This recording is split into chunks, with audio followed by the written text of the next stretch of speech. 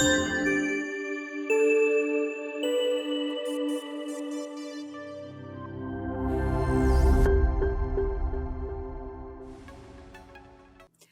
can you make your podcast guesting even more effective?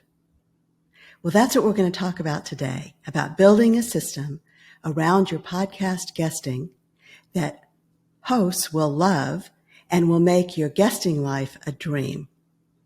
I'm Patty Block, and I really grappled with this question when I first started guesting on shows. I wanted to be very effective in what I was doing, and I had 3 goals. Build a relationship with the podcast host, raise the visibility of my company, and develop content that I could use over and over. Do you have similar goals? Well, if so, here's some good news. What I'm going to share with you is a strategy of building a system that you can use to do exactly that and will accomplish all 3 goals. Lots of podcast guests show up, answer questions, and kind of hope for the best. But that one and done strategy won't get you very far. So I realized that early on, and maybe you've already experienced that. So I had really high hopes for especially the first show that I went on many years ago. And I kept thinking about and kind of dreaming, well, I'm going to be on this show and they're going to promote it and I'm going to get all these calls. And of course, we all know that's not how this works. And I recall that first show was based in Australia and I'm in Texas. So just the time zone difference was daunting. Once we did the interview, it really went great. And the host did a great job, not only of leading the interview, but of promoting it later.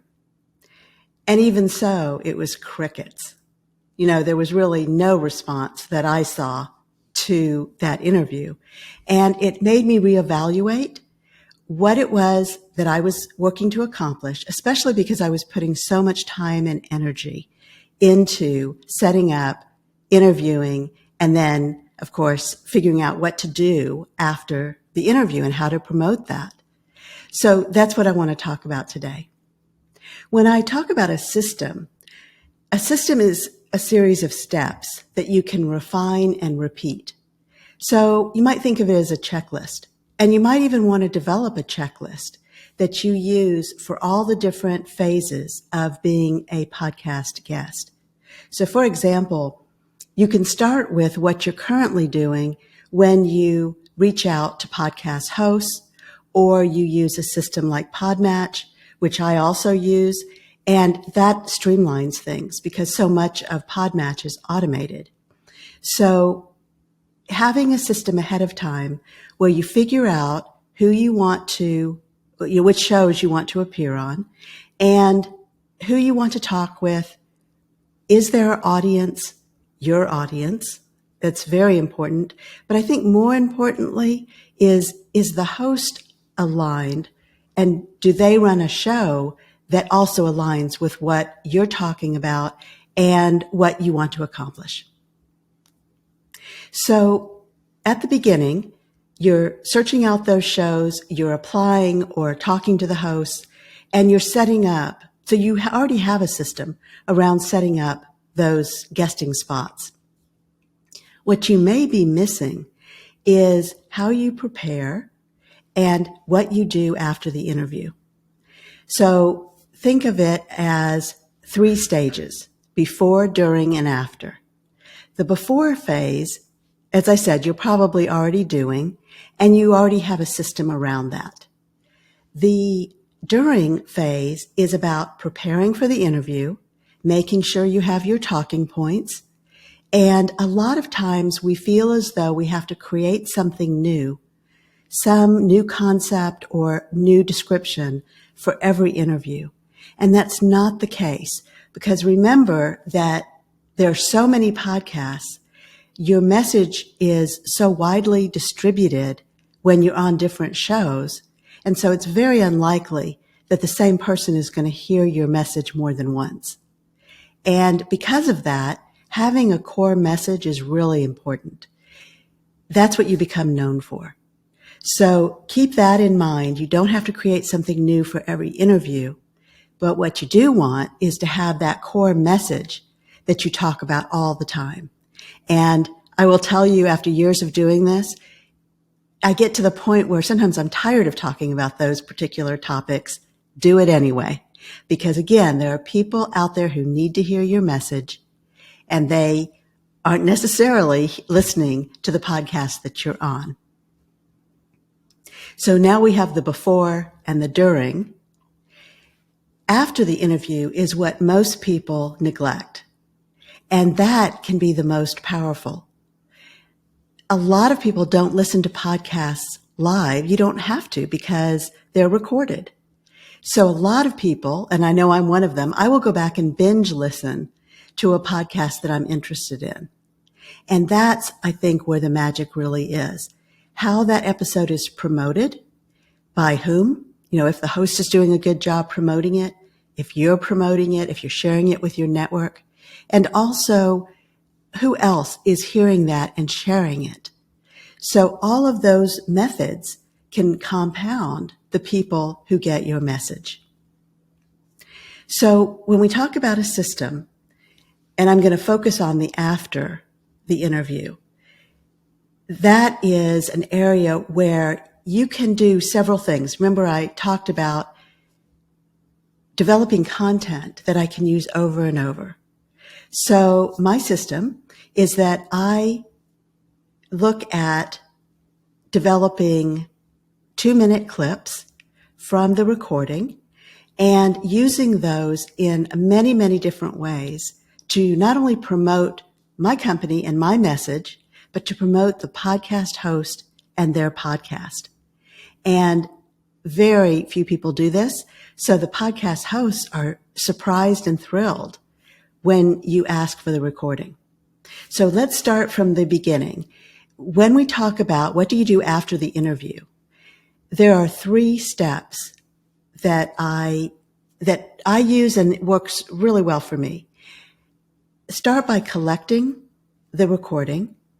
Then you want to edit and refine that recording, and then distribute. So let's take those one at a time. Ahead of time, before the interview, I ask the host, either by email or if I'm talking with them, maybe they're doing a pre-interview visit, I ask them ahead of time, would it be okay if I had the recording after the session so that I can download it? I then make clips and will promote your podcast. So I'm very transparent. I tell them exactly what I'm doing and why I'm doing it. I've never had a podcast host say no. They're always surprised and very pleased. I think they're a little curious, wondering if I'm really going to do that. But I do. So that's the collecting piece. Once you get the video, you need to download it and then file it and have a filing system. Mine is in Dropbox, and I have a folder for each podcast host by their name. And the reason I do that is because I'm very unlikely to remember the name of the podcast, but I will always remember the name of the host. So all of my recordings are filed in that way. I then go into the editing stage. I have engaged a video editor, a professional video editor, through one of the platforms, Upwork or Fiverr. These are very low-cost people who are freelancers and have a great deal of expertise. So that's what I did many years ago is I reached out, I interviewed, and I found a video editor that has continued to work for me all these years. He's doing a great job. He takes the video from the interview and he chops it up into 2-minute clips. He sends me those raw clips. I review them. I add a title for each clip, and my titles are always a question that relate to the content of the clip. And don't worry if your clips are a little bit longer than 2 minutes. If people are interested, they'll watch them. And if they're not interested, it doesn't matter how long it is. So I have some that are 5 minutes because I had a point to make and it doesn't make sense to edit the video to be shorter. And if people don't watch it, that's okay. It still raises the visibility of my company. In the editing stage, you want to set some standards around what you want those video clips to look like. So for example, you want to use your brand colors. You want to use your logo, your name, the podcast host name, and the name of the podcast. All of those things will create a standard format. Not only does that make it more uniform and tie into your brand directly, but it also is simpler and more cost effective because your video editor is always going to use that same framework, that same standard. So once you have that and it looks the way you want it to, it sounds the way you want it to, then you can take those clips, add the title, which in my case is always a question, like, are you eating the broken cookies? I have a concept called the broken cookie effect. So that is to raise people's curiosity, and then they can watch the video. Remember that it's very important that your video editor add captioning, not only to be inclusive, I mean, that is important, but also some enormous number of people watch video with no sound. So be sure that you have those captions so that people can watch your video without sound and still get your message.